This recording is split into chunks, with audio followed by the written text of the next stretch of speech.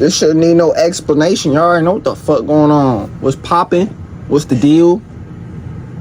What's up, people of the web? You see the hat. You already know what's going on. I'm gonna make this short, sweet, and simple. Do y'all remember the Akatsuki? Did I say that right? I hope I didn't butcher that. Well, we about to remember them niggas right now through a video. I'm gonna react on that bitch. You already know what it is at this point, bro. If you don't know what the fuck going on, and go back, explore, and you gonna see what the fuck going on. It's PG over here, bro. We keep it PG. For real. Starting this video, if we get hit with an ad, oh well. It's been a minute, y'all boys. I have to finish this paper. Yeah, I heard that. Swamped. No one told me college would be so... 1 second.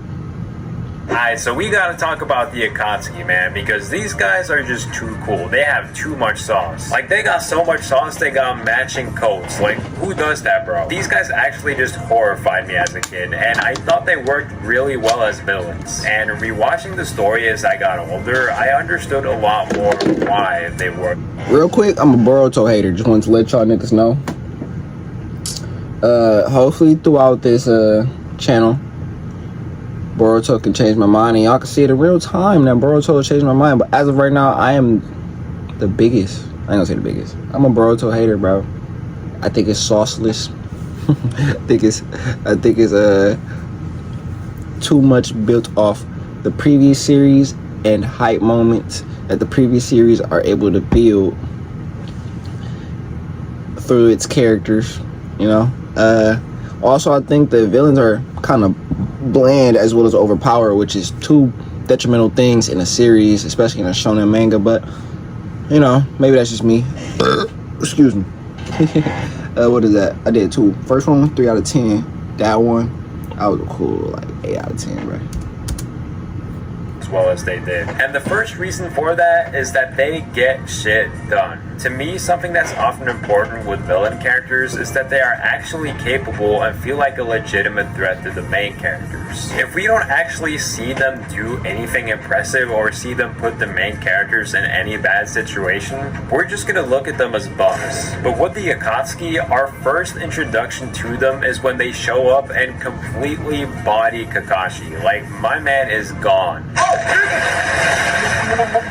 And as we know from before, Itachi killed his whole clan, including his parents, so just knowing he's in the group makes us wonder what other type of sick, twisted individuals they got there. Then they just straight up kill Gar, like they deadass murder him. He's dead. Man, I'm dead. Like, the guy that was just the main antagonist of an arc got killed by one of the weaker Akatsuki members. Then they body Kankuro, then they kill Asuma, then they kill Jiraiya, and then it's revealed that the leader of the Akatsuki was the one who killed both of Naruto's parents and was the one that made the Nine-Tails destroy the village. He's talking about Obito right there. Technically, he's not the leader of the Akatsuki. Yeah, it's whoever the fuck. Damn, I fucked it all up. It's Naruto's best friend. Forgot bro name, man. I gotta go watch the series again. Yahiko. It's technically Yahiko who dies, but if you play Naruto Ninja Storm 3 or 4 in the story mode, it shows you the creation of the Akatsuki or whatever. And Obito seeks them out. This is after they already created the Akatsuki, which was created because they wanted to stop the suffering in the Hidden Rain village, which was caused by Hanzo the Salamander or whatever. Apparently, well, not really apparently, like, he was just a bad dictator type figure or whatever. They had to go blick that nigga. He ended up blicking Yahiko, and it was just Nagato and Konan left. When that was happening, Obito pulled up on them niggas. What is his name? Obito, Toby, whatever. Pulled up with the mask, and yeah, he was like, yeah, bro, we should team up, you know, form a better Akatsuki. So, you know, they had the platform. My nigga Obito, he brought the drip, the sauce, you know, that Uchiha, you know what I'm saying? You already know them niggas Them niggas, they got the edge and the sauce. You know, sauce lasts forever. But yeah, had to correct that. Learned that Orochimaru, the most evil, despicable guy on the planet, got kicked out of the Akatsuki. Like, what? How did they kick out? Yeah. And after bro died, Yahiko, Nagato took over the leadership role. Yahiko is the body of Tendo Pain, the orange haired nigga. So yeah, he's the leader, for real. But the real mastermind was Obito. But the actual real mastermind was Madara. But the actual middle mastermind was Zetsu. But the actual real mastermind was Kage. But hey, watch the series, you'll understand what I'm saying. Most It's evil peak. dude in the land from the evil organization. Like, clearly these guys are not to be messed with. And whenever the main characters actually Spoilers, manage to by the defeat way. one of them, they're almost always on the brink of death. Reason number 2, they all have their own individuality. Because they're all part of the same group, it's important that they aren't just evil henchmen for the main characters to beat. But every one of them has their own motivations and goals outside of the Akatsuki. They all have their own philosophies and things that drive them. Like Kakuzu wants to get as much money as possible. Deidara wants to make people acknowledge and validate his art. Hidan wants to sacrifice people to his god. Kinda like with the Straw Hat crew in One Piece. So while they all follow Luffy, each and every one of them all have their own goals they want to accomplish. Reason number 3, their theme song. Their theme song is just so fucking good. I remember as a kid, every time either that or the Orochimaru theme song came on, I would just be shitting my pants, bro. Music can be so effective to make certain characters embody certain vibes, and the Akatsuki theme song really does embody evil and just pure fuck assery. Reason number 3, they are all good characters. A villain can be as evil and capable as humanly possible, but if they're just bland as hell or annoying as shit with nothing going for them, I won't care about them. I'm not like a massive Boruto hater or anything like a lot of people seem to be, but one thing that disappointed me a lot about one of its arcs was Kara. This is effectively Boruto's version of the Akatsuki with a few key differences, and man, is it so much worse in every single way. Particularly so because, again, aside from like the most important members, none of them are good characters, which is really baffling because there are so much fewer Kara members compared to the amount of Akatsuki members. Delta is literally just annoying. Like, that is her character trait and she has nothing else going for her. Boro is just the most bland, generic villain of all time, but every single one of the Akatsuki members, even the ones that don't end up mattering much in the grand, And they don't got no drip, bruh. And the fight scenes whack as hell. Them niggas barely even getting any hand-to-hand combat in that bitch, bro. And I'm sorry, bro. The animation it's not that good. Bro, I was hyped for that shit. I went back. I don't watch every Boruto episode, but I watched that whole arc just so I could see. And I was highly disappointed, bro. Like, from start to finish, very disappointed, bro. That shit was kind of boring to me, bro. I'm sorry, bro. You know, maybe I just don't see what y'all see. But I'm gonna stay hopeful for the future, though. scheme of the story are, in my opinion, pretty well written characters. So we're gonna go through all of them and explain why that is, and also rank them from worst to best. Starting with... Okay, so I might have lied a little when I said every single one of them was a good character. Now, I'm not one of those people that like vehemently hate Setsu. I just think he's extremely mediocre as a character. Also, he's technically like two completely separate characters, but anyway. I always thought he had one of the toughest character designs ever, and he still does, bro. Sorry, like, he does, bro. Like, black, white, with the mouth coming out. Like, come on, that nigga was... He had that shit on, bro, but yeah. Setsu's number 10, mid as hell. So I struggle a bit with finding out who number 9 would be, but it had to be Kakuzu. Kakuzu is one of the few characters that don't really have anything actually going for them. He's just kind of an intimidating force for the main characters, and an incredibly good intimidating force at that. Like, he does that job great. but he never really gets anything beyond that. Although he does have a clearly defined motivation, which is money. Like I said before, this really helps elevate their character. Remember Delta? What is her motivation? I have no idea. Literally, she is just there to exist. And while I think Kakuzu's motivation is consistently acted upon and gives us a better understanding of what type of person he is, this never really gets expanded on and doesn't get brought up at all in the final encounter. Okay, so Hina used to be my least favorite aside from Setsu. He's like the weakest Akatsuki member, no one really takes him seriously, he's just kinda whack, you know? But I've definitely come to appreciate the things that makes him unique. Like his religion and crazy ritual, it's actually really interesting and I wish that got expanded upon. He's also responsible for giving Shikamaru his best moments in the whole story and has the most satisfying death scene ever. Like Kakuzu, there isn't really a whole lot to him, but I think between the two, he's just a lot less boring. That nigga Shikamaru slid for his master quick as fuck, bruh. Top tier character, S rank, bro. No in between. Conan is the GOAT. I love her paper jutsu, it's so unique and different from everyone else, and every time the animators animate her, it's like they lock the fuck in. Like, all the scenes where she uses it look so damn good. I love her design, and her and Nagito's backstory is insanely good. She also has an amazing fight against Obito, like when she revealed the whole fucking ocean was filled with like 600 billion paper bombs, I was just like, damn, you got it. Do you know how many explosives that is? Like, that's gotta be the power of like 3. Real quick, this is what I'm saying. This is the last time I'm speaking on Boruto. I just wanted to get this over my chest. Bruh, shit like that, like, bruh, she had to come up with a plan to beat that nigga Obito. Because she already knew that nigga was low-key overpowered as hell. Nah, he did overpower that shit. But however, she still came up with a valid, believable, ninja ass plan, cool as fuck to be animated too, to really beat this nigga ass.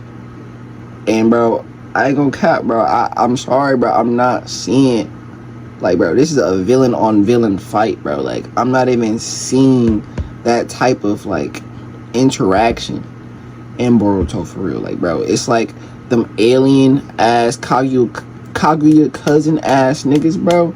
They hit niggas with straight energy bombs and fucking overpowered ass Aijutsus, bro. Keke Genkai, all that shit, bro. If I want to watch energy bombs and all that extra shit, bro, I'm gonna go watch Dragon Ball Z, bro. I'm gonna just keep it a bean, bro. At least the animation there, gang. You feel me? I'm gonna go watch a nigga turn Super Saiyan, bro. Swear. I don't know what else to say about that shit. I don't want to make this video longer than it is, but hey, Conan, I used to have a crush on her. She's so fucking bad, bro. Like, she's so cold.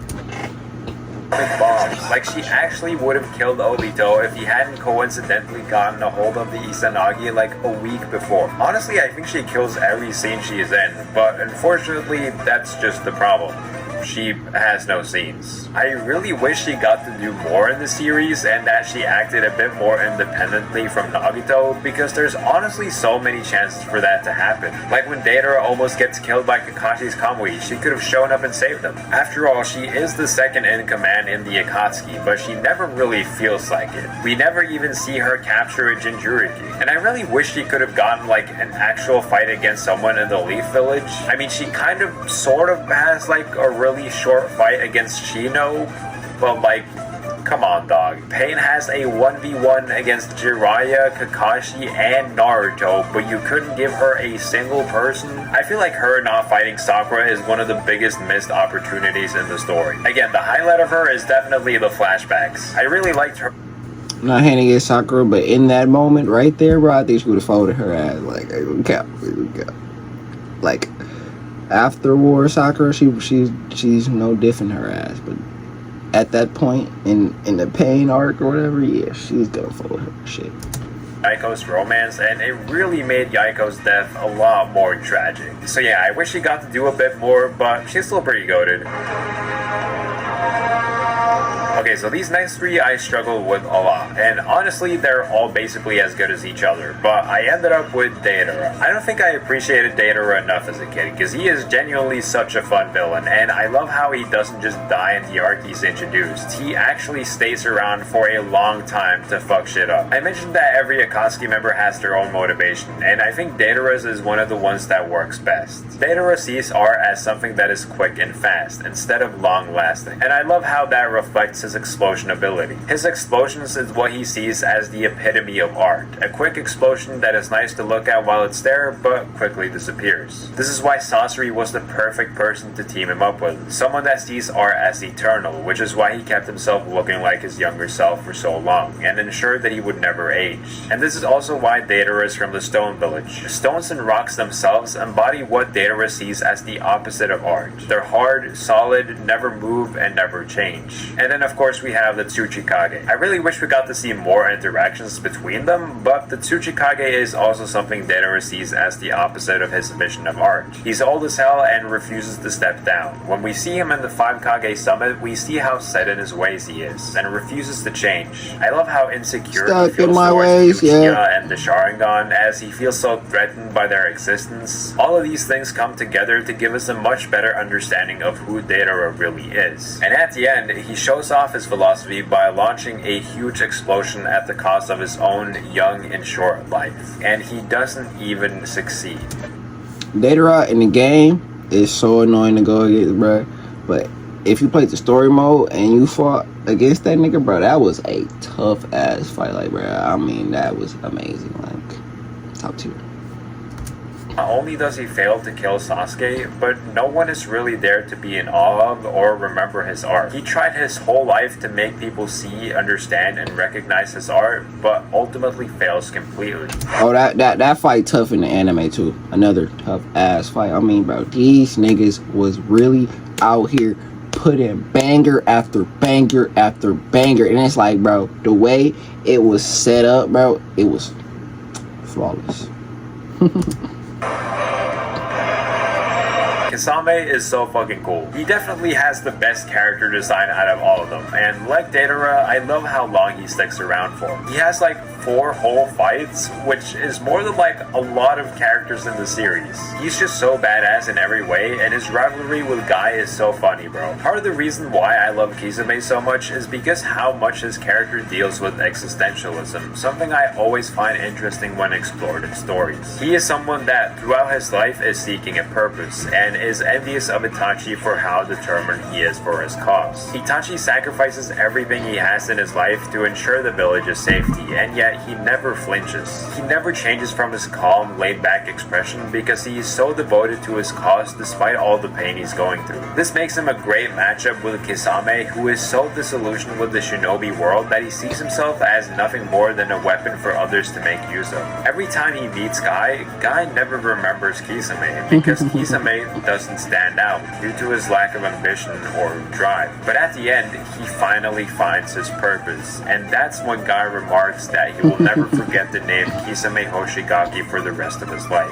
A great journey for Kisame to undergo, and a great way for his character to end. Did Kisame get reincarnated with the reanimation jutsu? I can't remember. Like, just another reason, another excuse to watch the series again.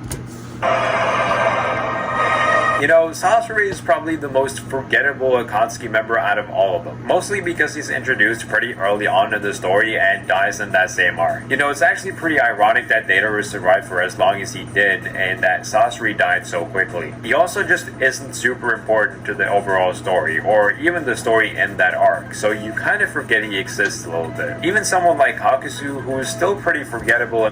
Me personally, I love Sasori, bro. I love his fight against Grady Chio and Sakura. I love the Puppet Master shit. His character design, both of them. Man, bro. I love. He goes talk about it, but man, me personally, he's like top tier. Like, I would put him like 4 too. Like, he's top tier. grand scheme of things is still ingrained into your mind forever because of the Rasen Shuriken. Again, I really wasn't sure who I liked more between these three, but part of the reason I went with Sasori is because unlike everyone else so far, he's the only one that actually has his story fully fleshed out and explored, leaving in no loose ends behind. And his story is actually so fucking good, a perfect character to include in an arc all about loneliness, and he actually gives us what I'd say is one of the best fights in the whole series, and easily Sakura's best moments period. This scene right here in particular is absolute cinema, and easily one of the best scenes in the story. This is one of those drawings that speaks Real quick, I don't do no editing, but I'm gonna show y'all niggas this scene right here, bro. This bitch was beautiful, bro. This bitch right here, bro.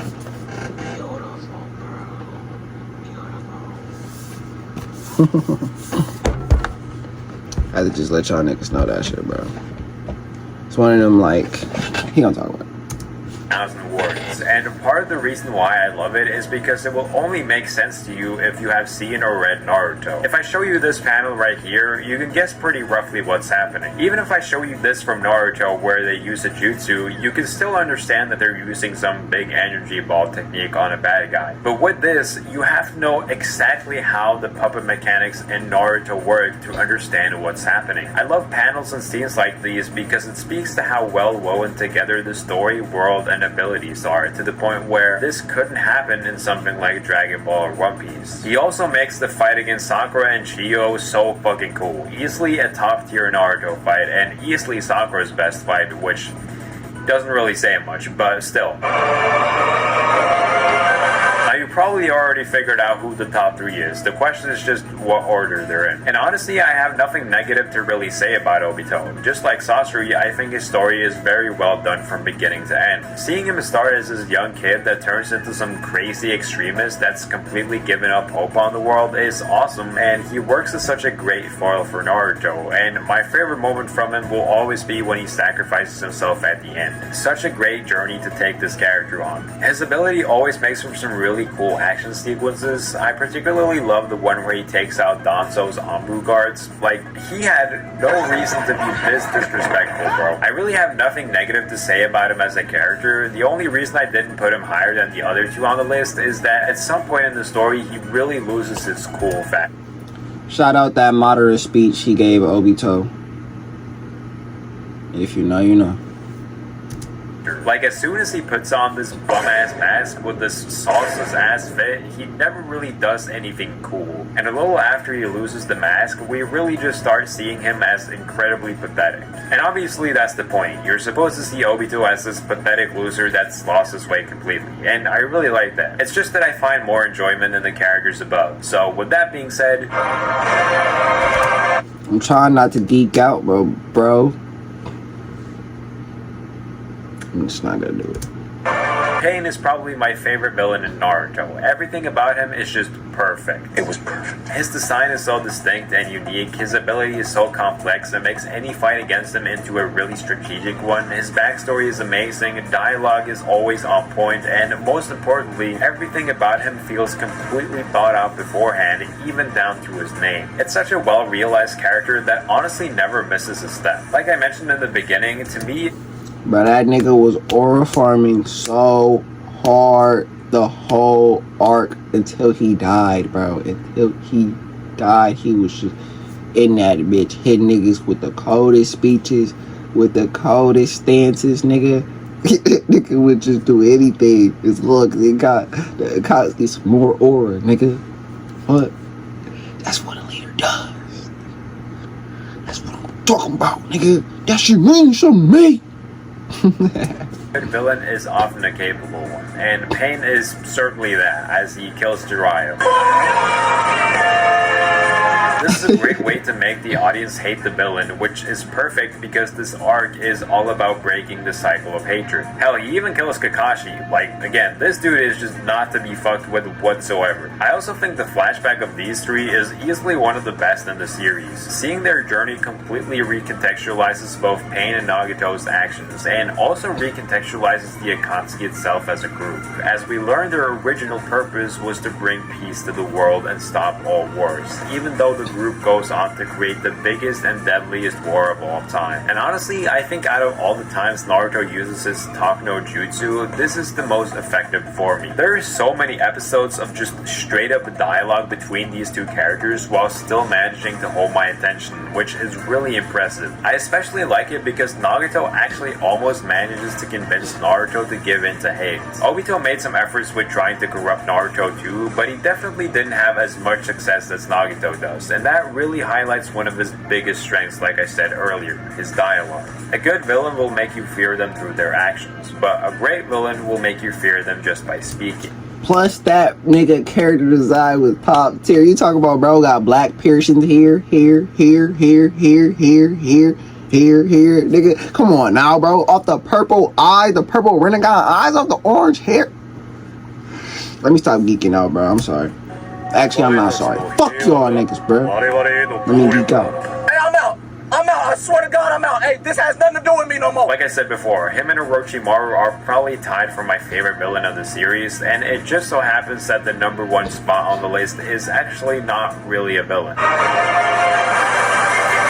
It's a bit ironic that my #1 member of the Akatsuki is the spy, and honestly, I wish I could put Pain at #1, but ultimately this is my favorite character in the Akatsuki and not my favorite villain. And I just so happen to like Itachi a lot, so much so that I read both of his light novels. Like, I deadass picked up and read 2 whole-ass books just to read a story I already largely knew. That being said though, as much as Itachi isn't a villain, he does make for a pretty damn good one. Like, it's pretty impressive how well written he is, both when he's pretending to be evil and after the facade is up. And I think that's probably my favorite part about him, which I touched on earlier when I talked about Kisame. I tend to... Bro, like, they don't even do no idiosyncrasies like this for niggas no more, bro. Like, bro, he had no reason to just be having his shit inside his coat like this. Like, nigga was just in this bitch walking around like these, putting niggas in genjutsus. The fuck is we talking about, bro? We losing recipes. Nah, let me chill. They like characters that are so dedicated to their goal that they're willing to sacrifice everyone and anyone, and most importantly themselves, all to achieve it without even flinching. I've talked a lot about the different members' motivation, which is because to me, that is one of the most important aspects when it comes to writing characters. Through their motivation, we get to learn so much more about them, like why it means so much to them, what they're willing to sacrifice for it. And in Itachi's case, his refusal to kill Sasuke because he loves him so much, even when he's evil, I think adds a lot of humanity to his character that otherwise could have made him feel a lot more stale or one-note.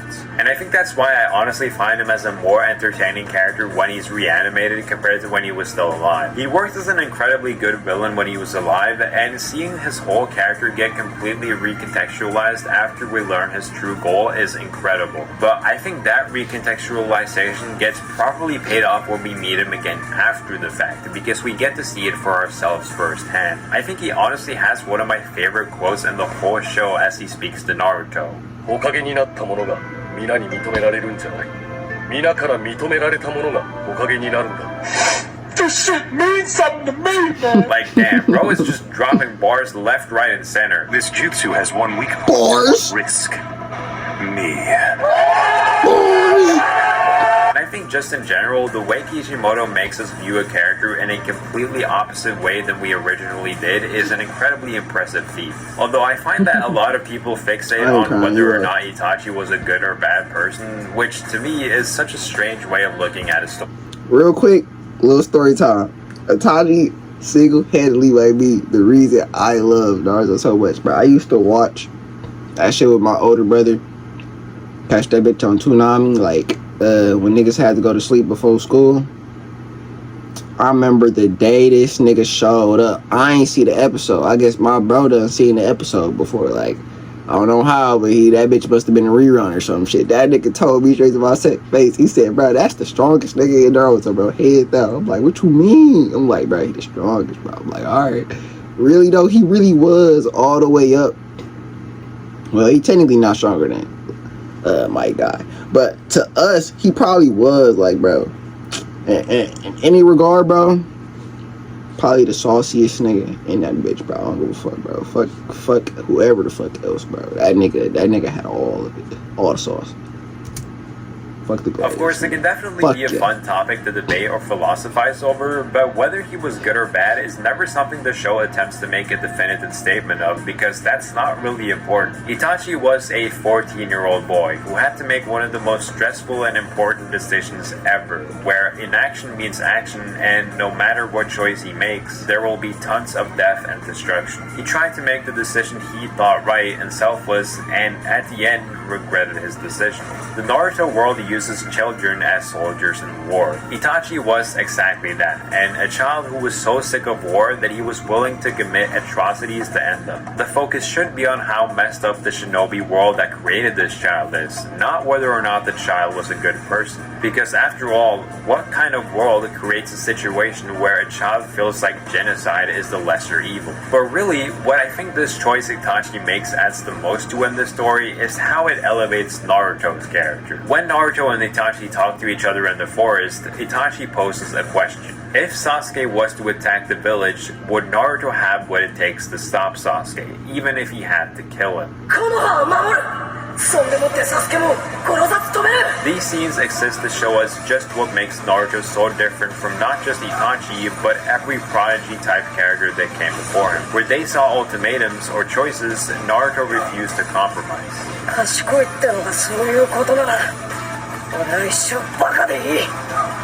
He always strove to achieve the best possible outcome, no matter what it cost him. Throughout his whole life, Itachi was plagued with choices: duty or family, clan or village, war or peace. But Naruto rejected the idea that those choices had to be made in the first place.